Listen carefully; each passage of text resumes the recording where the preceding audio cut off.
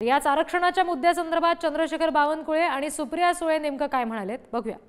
मराठा समाजाला आरक्षण देताना ओबीसीवर अन्याय होणार नाही याची काळजी सरकारने घेतली पाहिजे, याबद्दलची भूमिका पहिल्यापासून आमची आहे। आणि मी गेले अनेक वर्ष सातत्याने केंद्र सरकारकडे मागणी करते, मराठा, धनगर, लिंगायत, मुस्लिम आणि भटक्या विमुक्त समाजाच्या ज्या काही मागण्या या आहेत त्याच्यावर एक सविस्तर चर्चा व्हावी। अनेक लोकांना आरक्षण देण्यासाठी एक 5-6 बिलं अर्जुन मुंडाजी जे मंत्री होते केंद्रात त्यांनी आणली होती।